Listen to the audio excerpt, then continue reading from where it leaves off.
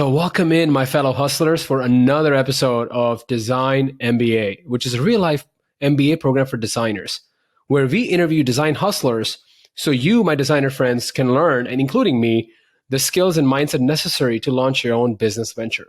So today, I've got an amazing guest with me, Saptarshi Prakash, or as friends and people around him fondly call him SAPTA. SAPTA loves solving problems, right? He went to the MIT of India, which is also called Indian Institute of Technology, Madras, but he chose digital experience design because, once again, he loves problem solving. As a professional, he's worked with some of the well-known startups in India like Housing.com, Zeta, and many other big names. He's currently seeing consumer design at Swiggy, which is India's largest food ordering and delivery platform. He has also delivered 50 plus UX talks and workshops at various places, including Amazon, Grab, Shopee, IIT Bombay, IIT Guwahati, NIT Bangalore, etc. When he's not designing, he's completely lost on drafting his next design talk or traveling to some far-off country. So without further ado, Sapta, welcome to the show, man. Super excited to have you here. Thank you, Janil. Thanks for inviting me. I think what you're doing is an awesome stuff, and I feel honored to be a part of this. Thanks for inviting once again. Absolutely, man. I'm kind of curious, what was your journey growing up? Did you always wanted to do design, or were you just following the traditional route, let's say in India, become an engineer or a doctor? No, I don't think I ever thought that I would be a designer. If you ask my school days, not at all. I loved computers. So I thought that, I need to do something with the computer. So the obvious option was to maybe be a software engineer or an engineer, right? Any kind of engineer. You would want to build stuff, right? Then your parents would be like, if you want to build a computer, or if you want to do stuff with a computer, you need to be an engineer. Or that's how I was naturally trained. Not that anyone forced me to, but school days, when I was in high school, that's exactly when I started designing in a way. So I think it was, I was in 7th or 8th standard, don't quite remember. So that's when I got my first personal computer at home, so the parents bought me, and it came with a printer, and it came with Adobe Photoshop installed. Okay. So you're not getting to the details of that, but yes, Adobe Photoshop was pre-installed. So yeah. I wanted to learn to make greeting cards for my friends and relatives. I had a printer, so I need to show off that, hey, I can make this digital cards for you. So somebody told me that Photoshop is the tool to do. Mm-hmm. So I started exploring. I didn't have internet back then that, I would check some tutorials or something. Oh, yeah. It was all trial and error. So I would open Photoshop, start playing around with different tools, start editing photos, change the color of my t-shirts or the hairstyle and all. Yeah. That's it. That's how I ventured into design. And it ended there. Nothing more. Then after my 10th standard, I moved to a different city to, for this IIT coaching and all. We have this thing here in India. So you went to Kota? 2 years of my 11th. I didn't go to Kota. So I came to Hyderabad. I joined FITGEE there. And I stayed in a hostel, of course. So in those 2 years, that is 11th and 12th, I was completely cut off from everything, including my the stuff that I used to do with Photoshop and my computer. It was all academics. But then when I got into IIT, I saw that... Real quick. Sorry to interrupt. So you said you moved... Which city did you move to? Hyderabad. Oh, Hyderabad. Okay.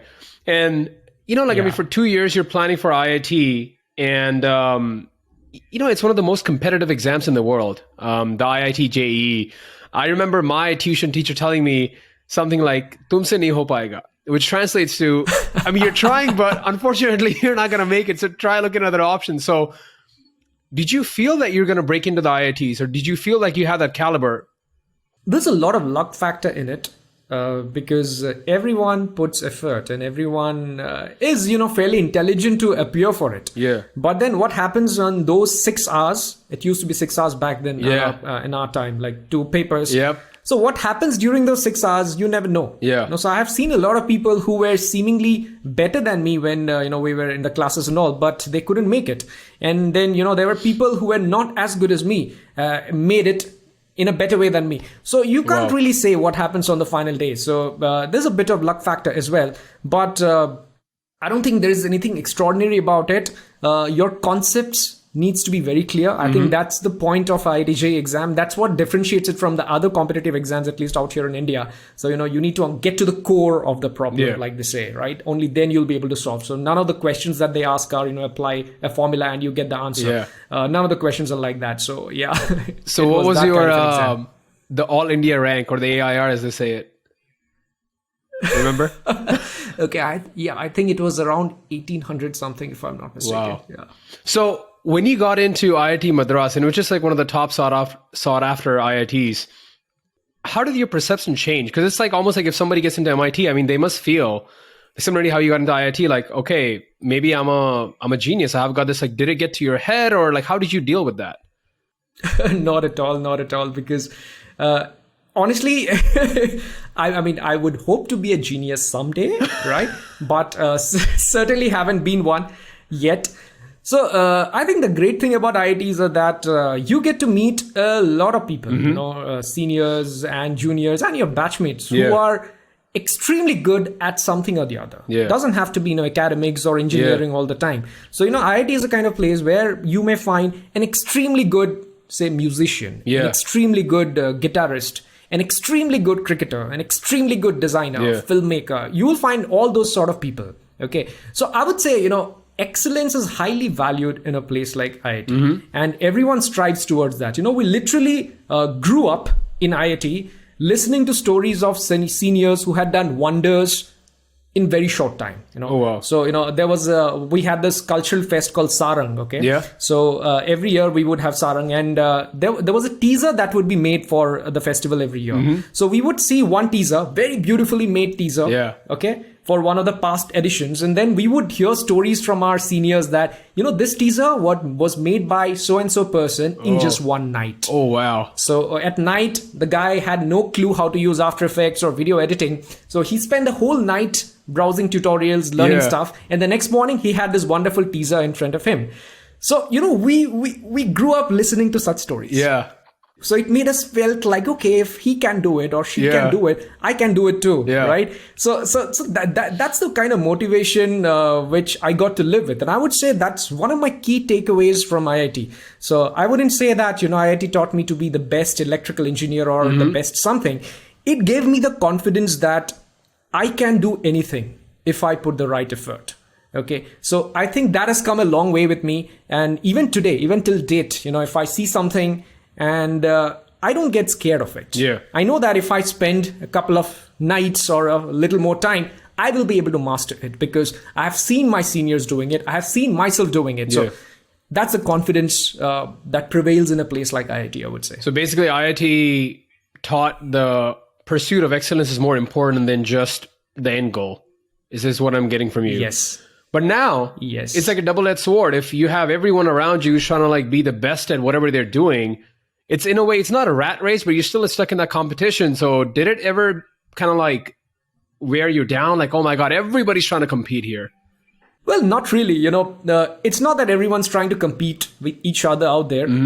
Although, yes, a part of it is true, what you've just said. But yeah, one thing which hits you is, before you get into an IIT in your respective, schools, you are like one of the toppers, right? Everyone looks up to you, But then when all these toppers from different schools come at one place, then you're not the topper anymore, right? You're just an average out there because, of course, among them also there could be some toppers, but I certainly wasn't one of them. So that happens to a lot of people, you are used to a certain kind of treatment and then you come to a place, then you are not that, okay? And but luckily it didn't affect me so much because I got into many other stuff. I was always engaged at doing something. This club, that club. This extracurricular activity or this design, that video or something. So I kept myself really busy all the time. So that was one advice our seniors gave us in our first year, that be active, be busy. As if you are the busiest person in the world. Keep doing everything that you can. So I took that very seriously. And so I didn't really have the free time to think about the fact that, oh, damn, I'm not the topper anymore. Or, I'm not getting that attention or something because I got that kind of attention in something else maybe. Right. So that's how it was. So what was your major in IIT? I was into electrical engineering. So this was a 5-year course. It's called dual degree. So in 5 years, I would get a bachelor's as well as a master's degree. Normally, if you go the normal way, it would take you 6 years because 2 years of master's and 4 years of bachelor's. So this is like an integrated sort of course. So in 5 years, you get both the degrees. So you still had that passion and love for graphic design. You're designing stuff for the cultural festivals. You're getting involved in that. So why not switch halfway from this electrical engineering major to just design major there? Well, one simple reason was we didn't have design major at IIT Madras. We still don't have it. Design is not a department. There's an engineering design, but then that's different. That's different from, the industrial design, which is there in IIT Bombay or IIT Guwahati. So first of all, the option wasn't there. And secondly, I feel, even if the option was there, I probably wouldn't switch. It's not that I hated electrical engineering. I didn't love it enough to spend my whole life with it. I see. Okay, so I would put it that way. So, one thing was...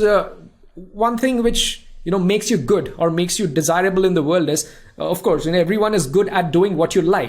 But how good are you at doing something you don't necessarily like? Because your life will be filled with such stuff as well. Like today, I'm a designer, so in a way you can say that I'm living my life because I love doing it. But in spite of that, there are lots of boring stuff which I do not like to do as part of design as well, right? But my job needs me to effectively do them as well.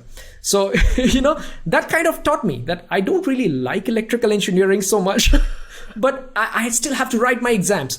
So that way, in design, I really hate making merch cards. I know there's a team, there's a separate team which does it, but at times, I need to make it and direct it in a way so that, I can pass it over to that team so that they can take it forward. That's something that I do not particularly enjoy all the time. Once in a while, it's fine, but I see. So after you graduated with the dual degrees from IIT, we come to the placement season. So did you end up taking a job in some electrical company, or what happened there? I ended up picking up a company. That wasn't the time, when I thought that I would switch to design. I knew that electrical engineering is not what I want to do, but then I was more of a manager or a leader sort of person. So I thought that maybe eventually I will go and, go to an IIM or something and get an MBA and get into the corporate life, because I felt that I would do better in those, right? In fact, I just casually wrote CAT as well. And I got called from 1 or 2 IIMs, but not the top 3 ones, Ahmedabad, Bangalore and Calcutta.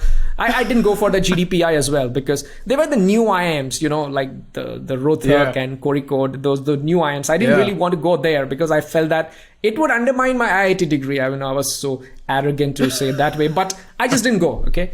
So I ended up taking a non-core placement in IIT. That's apparently a thing, there's a trend that the non-core companies, that is, say finance or general management or those kind of companies, they tend to pay you more than your core engineering ones.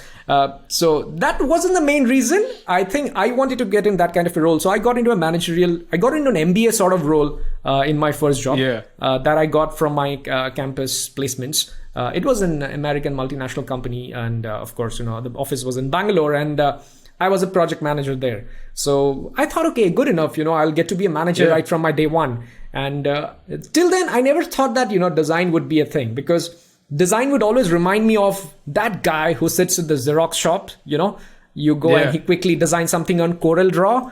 And then, so I thought that designer would be that. So I didn't want to be that. I wanted to be something better in case I pursued design. So that's the reason why I never thought of design as a career, even when I was graduating in 2014. So while you're working in the project management and product management at this MNC, were you still practicing with the design tools, or you had completely lost touch with it?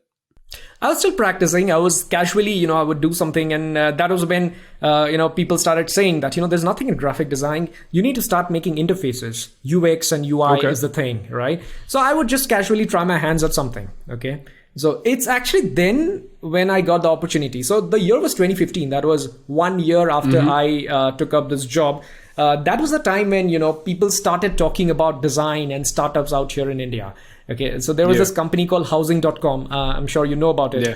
So they raised a lot of money, 100 millions or something. And, they started putting those full page ads on newspapers. And everyone started talking, even a layman started talking that it's a very well-designed app.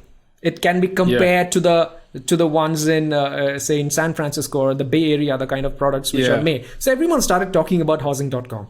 And right along that time, one of my college seniors from IIT itself, so he joined housing as a designer. He was just like me, a design enthusiast who also would, design posters and t-shirts for fests and all. So I was kind of following his footsteps. So he joined housing, and one fine day he called me up and said that we are hiring more designers.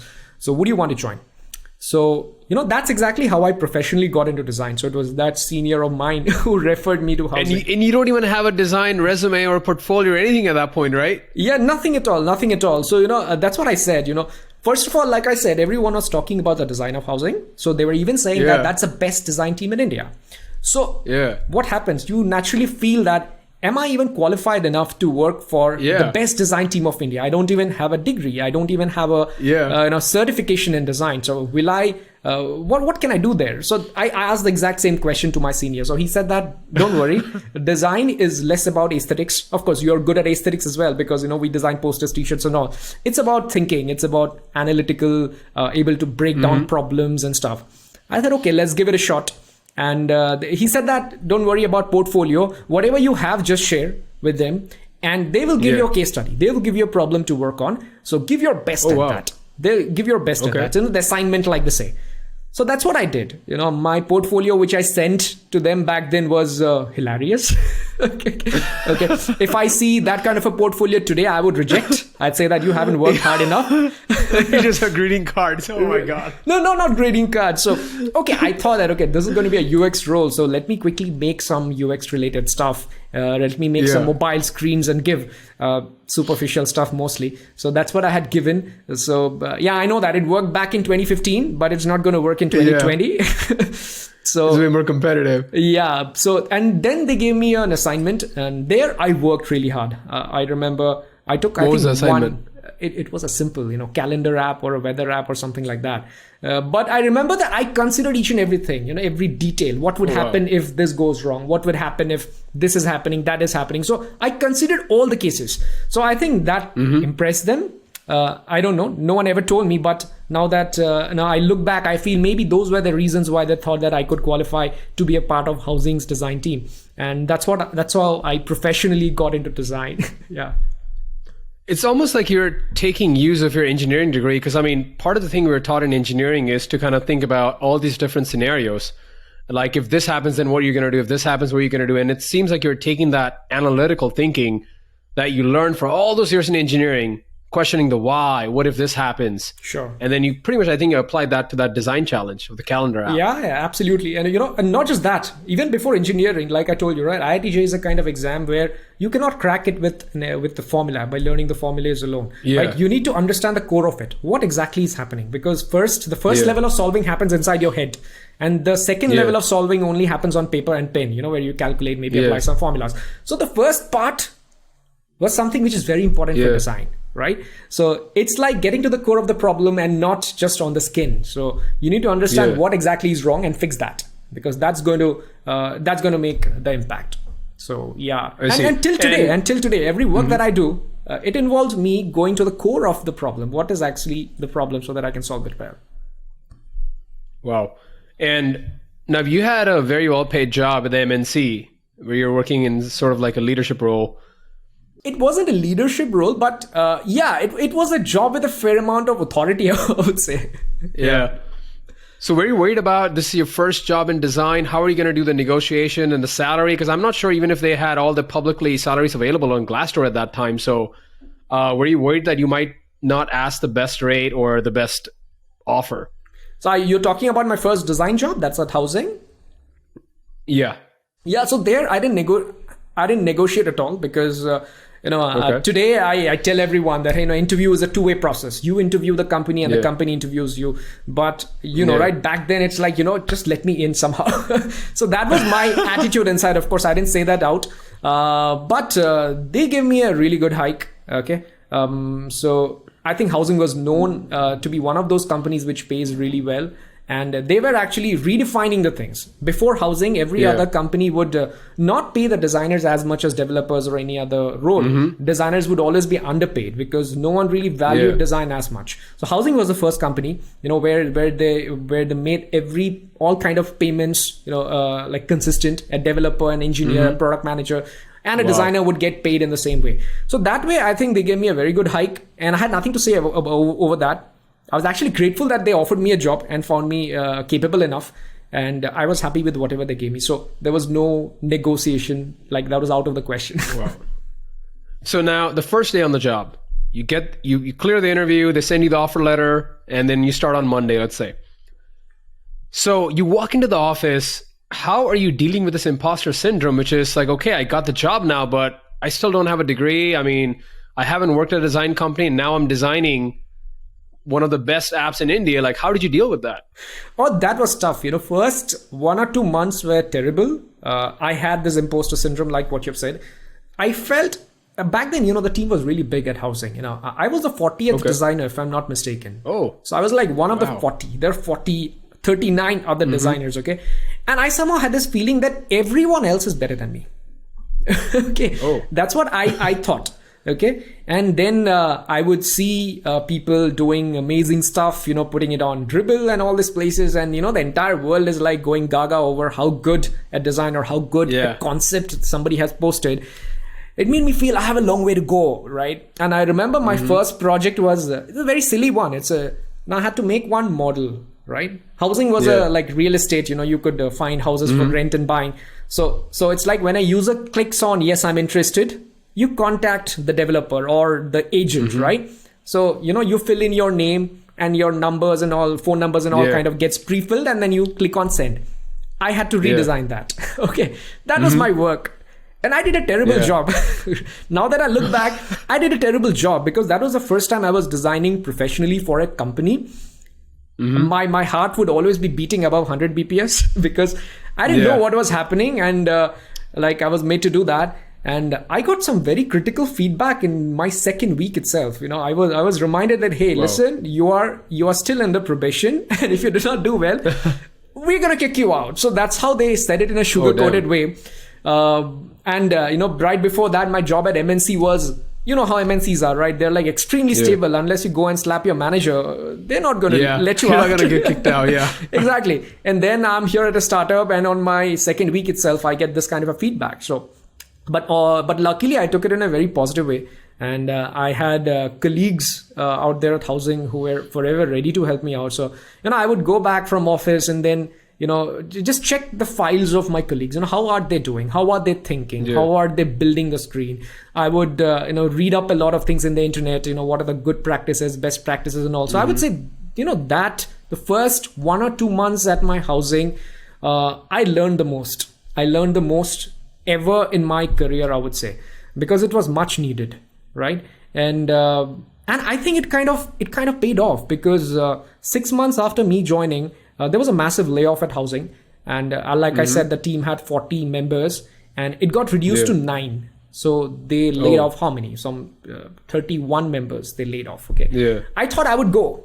Okay. There was no doubt about it. I'm the worst of them, right? I had to go, but luckily I stayed. I was one of the 9. Could be also the reason that I was a fairly junior designer and probably didn't draw a lot of money. So maybe that was one of the reasons why they retained me, whatever it was. But that was a turning point.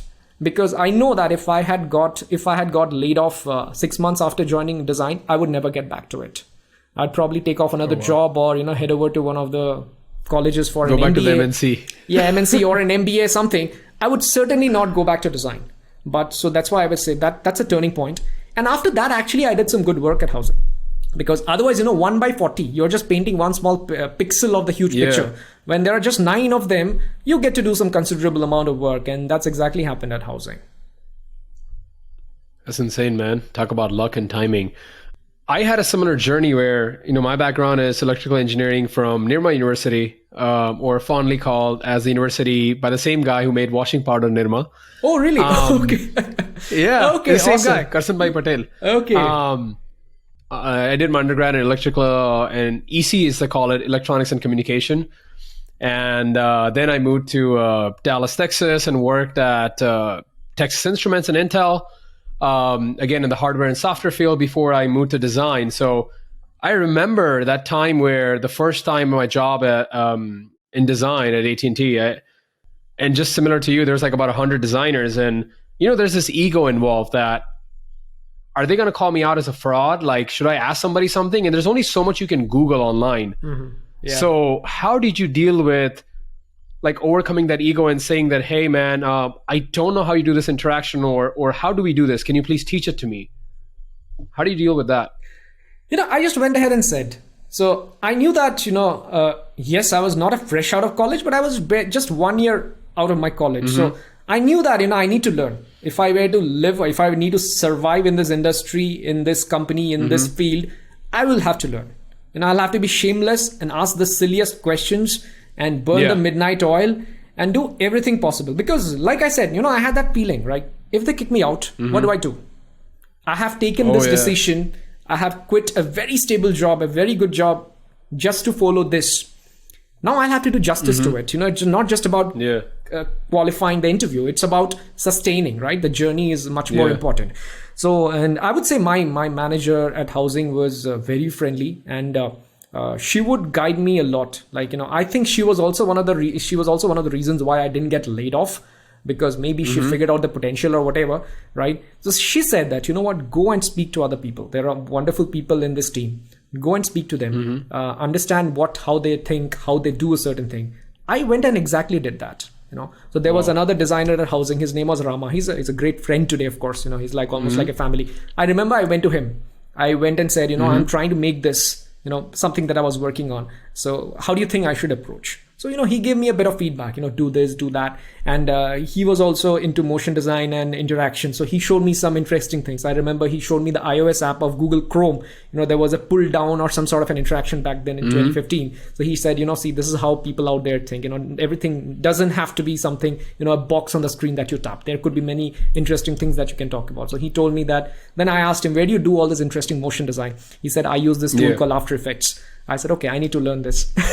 So yeah, that's exactly how it happened. I went and spoke to people. They said, do this. And I went and did that. And then in the process, I figured out a lot of things, right? So I think that exercise, like I said, the first 2 months at housing were insane. I would sleep very little. I would always be working. I would always be trying to learn something new. So yeah, that's how it was. So it seems to me that there was always that fear that, which you can't ignore, which is like, okay, I'm on probation, something might go wrong, and then they might kick me out, and they had these layoffs. But I think what I see is that you had that passion, that desire to learn and talk to all these people. And I personally believe that if the management can see that, they will look past the other things, which is, oh, he didn't do this right, or he made small mistakes in that. Yeah, I guess so. That's probably one of the reasons why I survived. Yeah. And then I'm assuming then it became really easy once the layoffs happened, and then you wanted to move on from housing to another company. You already had a portfolio now. So then the journey was very simple. Yeah, it was relatively simpler after that. It's, I think it's all inside ourselves. There's one little voice which keeps telling you you're not good. And then one day you see that voice disappearing. And then you suddenly, overnight, you become a great designer. I think that happened to me. It's all inside us. It's not that someone else will have to tell you that you're good or you're bad. The day you feel you're good, you know that you nailed it. So I think that's how it was. It was just about taking that voice out of me, right? So yeah, that kind of worked. And also a bit of validation as well. I think that was also the time when I opened a Dribble portfolio and I started posting work, right? And I started posting random stuff. I learned to animate After Effects. I learned and I started posting things. And then when I saw that, hey, you know what? People all over the world are liking whatever I'm putting. They are clicking like, they're saying that, hey, it's awesome. How did you do it and stuff? That gives you a lot of confidence that, okay, I'm at least in the right path maybe. So that also helped. So it's part basically internal validation, but then also the external validation definitely helped. Yeah. As you remove that voice from your head, the imposter syndrome voice. I hate that voice. Still get it sometimes, time to time. Yeah, I know. So then how did you end up at Swiggy? Swiggy, okay. Actually, the company approached me. Honestly, housing was the last company I applied to. Every other Okay. job that I switched to, I was approached, and that's how it happened. So Zeta happened when most of the people who quit housing, they went and joined Zeta here in Bangalore. Housing was in Mumbai, and some of my friends from housing had also come. Rama being one of them, like I was talking about, right? So he said that, you know what, I think you should come to Zeta because we are doing some great stuff. Nothing is left in housing. He actually said that because all the good people have left. And now, it's just sustaining. So there's nothing new that you can do out here. So come to Zeta. We have a lot of opportunity. I said, okay, let's try. So that's how I got into Zeta. And I spent over 2 years at Zeta, and it was awesome. Wow. Like one of the companies with the best working culture, I would say. Even today, I would say Zeta had one of the best cultures when it comes to team and, the interpersonal relationship between your colleagues. I think that was awesome at Zeta, and I made some great friends, and who are my friends still today. And they're not like friends, they're like family now. Like in India, right? When guests come, you serve them food, and then the guest never lifts up the plate. It's always the host because that's Indian hospitality. Yeah. So my friends at Zeta, when they come to my house and they eat, they put the plate on the sink. So that's the kind of because they're not friends, they're family. So that's the kind of bonding I formed with folks at Zeta. That is insane. So pretty much the folks you worked with, they appreciated your work, they realized the potential. So when they are moving on to different companies, again from Zeta, maybe some of them went to Swiggy, and then they notice. And so it's pretty much not just you posting stuff on Dribbble that's getting these people to contact you, but it's your prior work and prior relationships you built with them. Yeah, I would say, but Swiggy, I think it happened because of the work that I had posted. And yes, there was a product manager friend who had moved to Swiggy from Zeta. But I think more than that, it was the design team out there, the head of design at Swiggy, who apparently had seen my work. Actually, he was in contact with me for almost a year before I actually moved to Swiggy. So, he would always message me once in a while and say that, hey, would you want to come? Because we are doing some good stuff here. So first time when he messaged me, I said, yeah, I would love to be a part of Swiggy someday, but, not yet, maybe sometime later. Then 6 months later, he again followed up, right? And then again, I said, hey, you know what? Not yet. I'm doing some cool stuff here. I would want to finish them. And then again, after around another 6 months, this time he got in touch with me via that friend, the product manager friend that I said. So that's when I thought, okay, it's been little over 2 years. Let's talk. And by then, Swiggy had grown really big, and everyone was talking about Swiggy's design, how good it is, and also I thought maybe it would be a good move up in my career. So that's when I spoke, and yeah. And the first contact with that Swiggy head of design happened via Dribbble or LinkedIn, or how did he get in touch with you, or what did he like about your work that made him reach out to you? I think he messaged me on LinkedIn, if I'm not mistaken. I think we were on contact over LinkedIn. And then I think one day he just called me. He had my number from my friend. And then, of course, we decided the time and all. And then we spoke for some time. And then we thought that, okay, let's meet up at a coffee shop. So what was supposed to be, a 40-minute meeting, it went on for about 2.5 hours. So, oh, wow. Where he kept telling me about what they are doing at Swiggy, the new stuff which is coming. Because back then Swiggy was just a food delivery platform, nothing else. So he kept telling me, we are trying this, we are doing that. He showed me some concepts in his phone, what they were thinking, in the direction they are thinking, what their, 3-year or 5-year vision was. And then, I kind of told a bit about myself, like, what I want in my career or what I have been doing. So I remember one of the things that he said was, he liked my storytelling ability, like storytelling, not just say in terms of speaking, but the stories that I narrated with the concepts or the interactions that I posted, right? It said that, yes, some of them could be impractical. I mean, I know it too, that they're impractical, but I did them just for the heck of it. Because, I also said that, hey, I know this is not possible, but you know what? I can do it. So in the future, when this is going to be possible, I will be doing it. So that sort of thing. You explore the boundaries. Yeah. So he said that he liked my thinking. So that the way something could happen. And since Swiggy was into the consumer side of things, like, I work for the consumer side of Swiggy products. So he felt I would be a good fit. And that's how it happened. And how long have you been there now? It's almost 2.5 years. Yeah. Wow, that's been a ride, man. So I'm curious now. You have a really nice job now where you're now a manager. So what started off as a management type position at MNC, you've come full circle where now you are a manager, a design manager, which you wanted to do, which you love. and you started a YouTube channel. So most people I see when they get into such kind of like management positions, they're very comfortable. It's a nice job. You enjoy what you're doing. You don't have to go out there, put in the extra work, get amazing lighting like you have, start a YouTube channel. So what made you do that? What made you focus on building your brand? So, the idea wasn't here to build a brand over YouTube or via YouTube. Yes, when I started Dribble, yes, making my brand was one of the things because nobody knew me, right? And that's one thing. You may be the greatest designer in the world, but if the world doesn't know it, then you are probably nobody, right?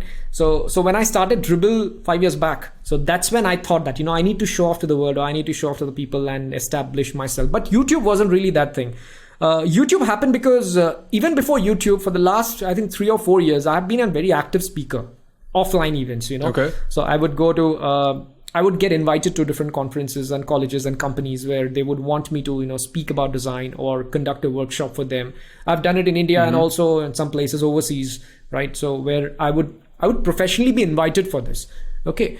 Then also I thought that, maybe I should explore YouTube someday because my audience would be much bigger. But then I thought, my forte lies in the personal interaction that I do, my stage presence or the kind of stories I narrate, the fact that I, walk around and interact with people in real time. That's what is my strength, is what I thought, right?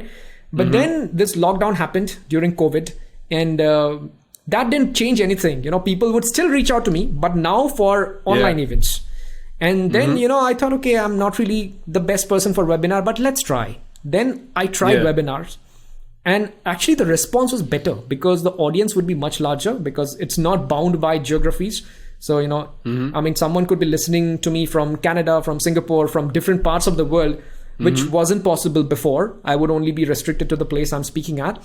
And I saw that I could do a large number of things that I would do in my offline events, in an online event as well. I would still interact with people. I would still, narrate stories and do almost everything. So that gave me the confidence that maybe, I can do online stuff as well. So that was the biggest trigger why I chose to start the YouTube channel. Another reason was I also mentor a lot of designers. Every day I have a call schedule. I don't have one today because I'm speaking to you. Otherwise, every evening I have a call scheduled with someone who can, just block a slot on my calendar. And what I figured out was most of the people, they're beginners, right? Either job seekers or someone, a design enthusiast. Their questions would be similar. So I found myself repeating the same thing almost in every call.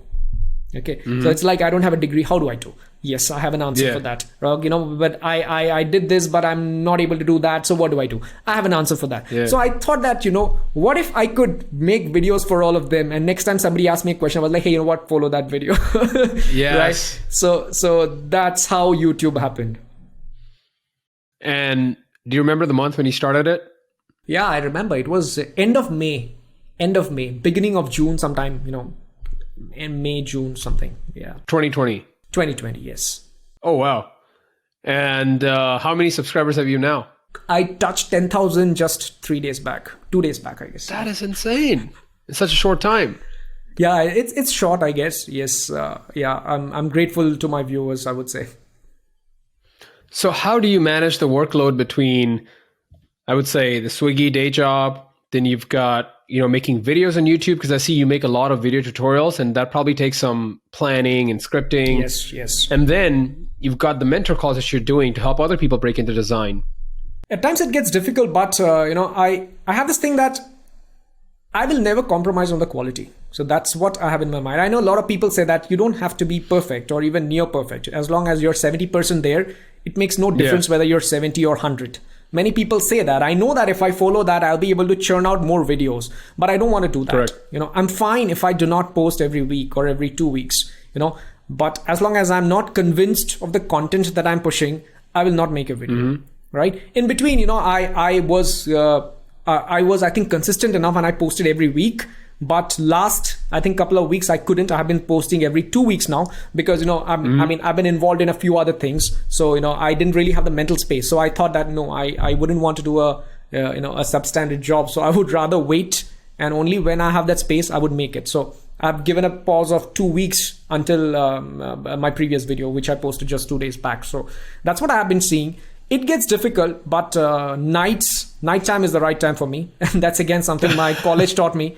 I know that, I told you, right? The power of a night out, you can do anything. Yeah. So I utilize my nights. I don't mind, once a week, if I am sleeping at 5 a.m, it's fine because I can function without sleep for one day. Next day, maybe I will sleep an hour extra. So that way I'm able to manage it. Oh my God. So you've got like the whole Swiggy thing going on during the week you're making the video. Yeah. So do you actually like write down like let's say you're trying to make a video tutorial on Figma or whatever tool you're using right now. Do you like write down like what you're going to cover in the video, and do you do the editing and everything yourself? Yes, everything. So I spend the most amount of time on the script because yes, of course, it can be unscripted talk as well, like what we are doing. But then the thing about unscripted is I'd be repeating a lot of things. I would be fumbling, mumbling, and it's a lot of crap inside. So what I feel is my audience don't deserve that. I will ask for just give me your 10 minutes. And I'm going to give you a power-packed content. And for that, planning is absolutely important. So, I have Notion docs where I write each and every sentence I analyze. At times I write bullet points, and at times I write the whole thing as well. Because I know that what I want to drive, the story that I'm going to narrate, or the examples or analogies that I'm going to use, everything is pre-decided. And then, I just go and record, right? I don't follow every word, of course, but as long as, I know what I'm trying to say, I cover that. So, it's about UX of the video, I would say, right? Just give what is important, what the user wants, just give it to them. And even this conversation was scripted to some extent, where we actually figured out the theme for it. I mean, I try to like do that instead of, because otherwise it'll just be all over the place. Right. So there are definitely like some guardrails where I try to like focus in. Something I am wondering is, as you get more and more popularity on YouTube, you're building the brand name. I'm not saying this happens everywhere, but there's going to be a point where people at your company where you work realize that, oh, look, he's a YouTube star, he's this and stuff. So have you ever wondered how that might conflict with your work job, where people kind of feel like, oh, he's just focused more on his own brand, even though that's not true. Okay. But it's there. Like some people might be jealous. Yeah. Yeah, it happens. And there might have been instances in the past as well, where I got to know from various sources that there are people talking behind my back about different things, right? When I heard it for the first time, it affected me a lot. I thought it wouldn't, but when I heard it, I was like, okay, talkers will talk. I don't have to bother. Yeah. But then it ended up affecting me a lot, right? I remember for 2 to 3 days or even more, I was thinking about that. Why did they say that? Why did they feel that way? Because, I thought they're friends and stuff, right? So, and that would affect few other things. I ended up, maybe fighting with my wife or because I know that something else is in my head and I'm just taking it out in different other ways. And I thought that that's very unhealthy. And today I've reached a stage where it's honestly doesn't bother me. If someone talks, I know that when you're doing something, whether it's good or bad, there will be people who will love you. There'll be people who will hate you, and you cannot impress everyone. I have accepted that fact. Okay. So I think that's a part of life. And so far work is concerned, that is, say my company people, I don't think anyone looks at it that way, right? That, that he is concentrating only on YouTube, because I make sure that I do not mix these two things. When I'm working for Swiggy, I'm completely working for Swiggy. When I'm making my videos, I do not think about Swiggy, and vice versa. So I think that's one of the things which is important, and I have separated it clearly out from my work. And in fact, my company people, they know that I'm into YouTube and recording videos and all the stuff. So they reach out to me for various things, because I have done a lot of things for my company's learning and development, the L&D team, like they say. So they reach out to me, hey, you have been doing a great job at YouTube. Why don't you create a course for our internal people? I said, yeah, why not? Let's do it. So, why don't you be a part of this podcast? Or why don't you conduct a session for the non-designers of our organization? So they are actually very supportive in that aspect. And they celebrate, from the HR team till the L&D team. Everyone, I think, is very happy about the fact, and they like it. That is an amazing way to put it, man. Like, there's always going to be haters no matter what you do. There's always going to be trolls and people. Oh my God. I definitely love the way you look at things in that. But you still want to keep your brand independent, right? Like, if ever Swiggy or any other companies like, hey, would you just want to like run our own channel where you're the one doing everything, but it's under their brand? Would you ever consider that, or just keep your brand independent? No, I think I'm open to everything. In fact, I'm already doing it for some organizations, right? Not organizations, rather, say some tools, some tool company reaches out and says that, hey, will you make some tutorials for our product, right? And we'll post it in our channel, and you will get the popularity and all the stuff. I'm fine with that. Right? So I think that's not a problem, as long as it doesn't conflict with anything. So the only clause that I have is from my company is that I cannot be employed with anybody else, right? As long as I take care of that bit, I think I'm fine. I'm clean. So, and also Swiggy is a startup, right? There are companies like, say, bigger companies like, say, maybe Apple, for instance. I know that if you join Apple, you're not allowed to talk or post anything about design in social media. So I have a I have a YouTuber friend who recently joined Apple, and he's not allowed to post videos anymore, right? So he's not allowed to post on Dribble. He's not allowed to post even if he talks about something else. No, he's not allowed to. As long as it's about design, he's not allowed to. So they have some rules. There are bigger companies, stricter companies. So so I'm lucky that Swiggy is not one of those companies, and in fact, they like me doing all these things that way. Oh my God.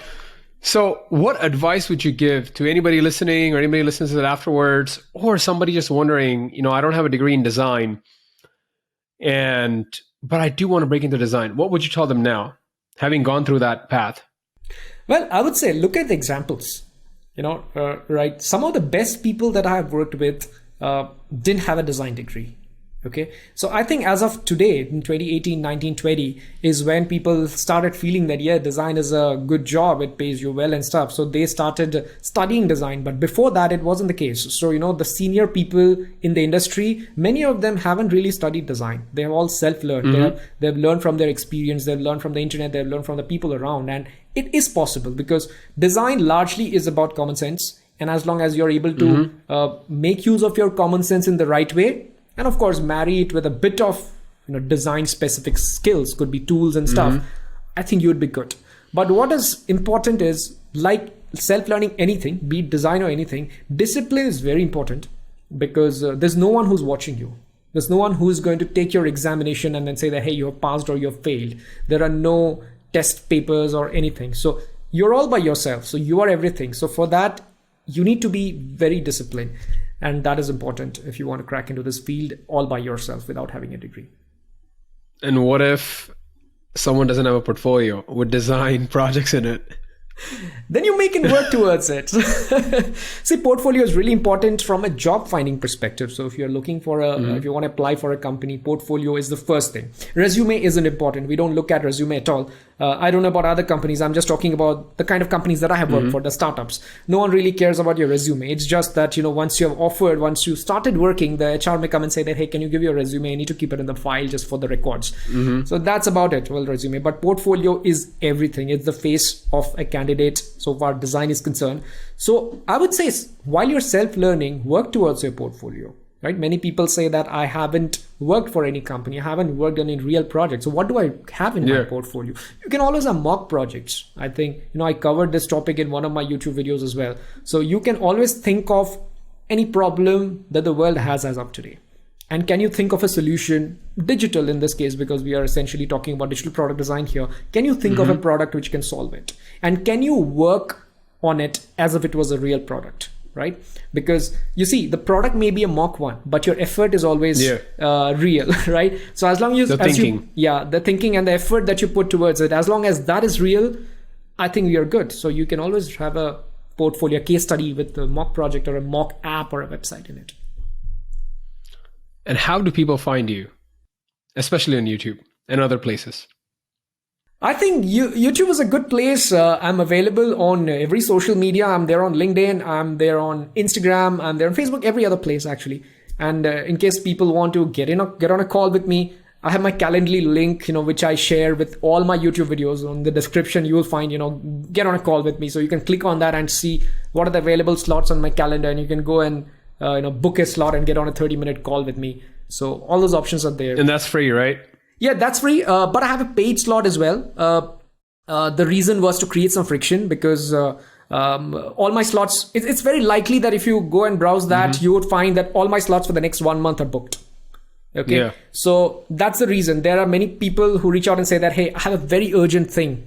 So how do I prioritize that? Right. But manually, if I start doing it for everyone, then it's going to be a nightmare for me. So I thought that, let me create fast lane, a lane with a bit of friction, nothing, Yeah. it's very minimal amount, so that, I understand that your situation is really important and you need to talk to me urgently. So there's a paid slot as well, but there's no difference between the two slots. I do the same thing. I speak in the same way. I give the same kind of advice. Wow. And how much is the duration? 30 minutes? Yeah, 30 minutes. Yeah. But, it's honestly, it's not strict unless I have another call. There have been many cases where I have exceeded time and, we were just engrossed in talking. So it's just totally fine. And in USD, if I have to get in the fast lane, how much would I pay? 7. All right. So everybody listening, this is freaking insane. Like if you want to really like have a question how to like break into the design industry, and especially if you want to like break into some of these startups in India like Swiggy, Zeta, and some of the ones that SAPTA already knows about, I would say get on the goddamn fast lane. $7. And I think, what is it, 500 rupees? It's totally worth it. Do it. Do it now. So just want to say, man, it's been a blast, dude. Thank you so much for coming on the show, man. I've learned a lot from you. You're welcome, Janil. I think it was great being a part of this, and it was great interacting with you. I think the way you asked the questions and you followed up with different thing, it was a different kind of experience. Like I've been a part of many other podcasts, but this was certainly different, and I can say it right here. No, thanks, man. My hardest challenge is to shut up and just listen and let the guests shine, because I am very talkative when I'm myself. But the thing is, I'm a huge fan of I think Larry King, one of the top interviewers I've always looked up to. So over this is like my 40th interview, I think. And then what I've learned is that even though I want to like inject myself and then tell my stories, but then I have to tell myself like, this is not about you. It's about SAPTA and his story. And that's what like his listeners want to hear. So, I mean, I might share a few things here and there, but it's not to hijack the conversation. So, I mean, now I can speak more because towards the end, but during the time I try to like just ask questions to point more so that you can open up more and share more stories. So anyways, a little bit of rant, but no, I think it was all good. I love listening to your bits as well. And I don't think you hijacked at all. Yeah. No, but thanks once again. And everybody, please share, subscribe to this channel, and then we'll see you next time.